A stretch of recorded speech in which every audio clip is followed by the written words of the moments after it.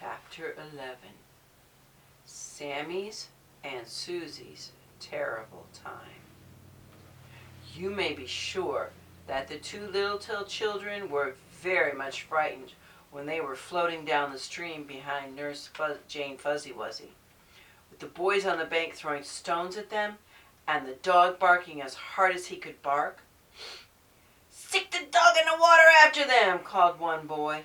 "Nah, this dog doesn't like water," said the boy who owned it. "We'll hit him with stones and then poke him out with sticks." Oh, how Sammie and Susie shuddered when they heard those words. They did not know Jane Fuzzy Wuzzy was going to save them. The muskrat looked around to see how the children were swimming. "Don't be afraid," she called. But of course the boys could not understand what she said. The dog could, being an animal and understanding animal talk, but the dog couldn't tell the boys. "Don't be afraid," said the nurse. "Sammie, keep your head under more. Susie, strike out harder with your forepaws."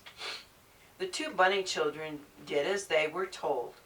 Just then a stone came very close to Jane Fuzzy Wuzzy, and she went completely beneath the water. "The muskrat's gone!" cried a boy. "No," said another. "It can swim out of water, but don't bother with your rabbits. They're little and their fur isn't much good. Kill the muskrat, for we can get 50 cents for the skin." "Oh, how mean boys are," thought Susie Littletail. "To talk about selling poor Jane Fuzzy Wuzzy's skin. Aren't they terrible?" The boys now gave all their attention to throwing stones at the muskrat, but she was very wise and kept under water as much as possible so they could not hit her. They did not throw at Sammie or Susie.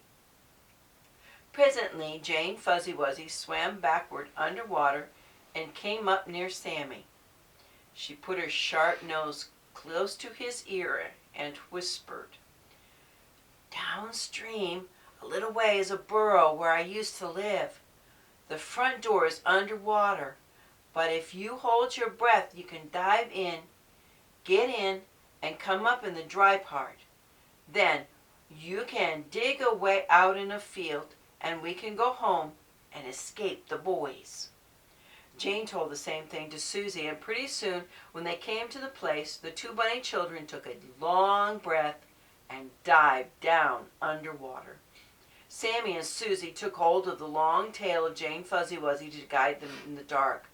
And though it seemed a terrible thing not to breathe underwater, the three suddenly found themselves in a little underground house much like their own, where they could breathe again.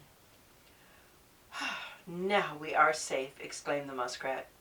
"Just dig a back door and you can get out."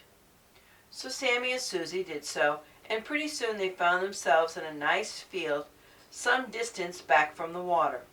They could see the boys and their dog still watching near the bank to catch Jane Fuzzy Wuzzy, and the boys never knew how the muskrat and the rabbit children escaped. "My, but that was exciting," said Sammie when they were on their way home. "Indeed it was," agreed Susie. "I'm so frightened that I have almost forgot how to swim." "It will all come back to you the next time you go in the water," said Jane Fuzzy Wuzzy. "But I must hurry home now or dinner will be late." They got to the burrow without anything more happening. Mamma Littletail and Uncle Wiggily Longears were much alarmed when told about the narrow escape. "Those boys!" cried the old rabbit. "If I wasn't laid up with rheumatism, I'd show them." And he snapped his teeth in quite a savage manner indeed, for a rabbit can get angry at times. After dinner, Mamma Littletail asked Sammie and Susie to go to the cabbage field store for her. But as Sammie wanted to stay home and make a whistle out of a carrot, Susie went alone.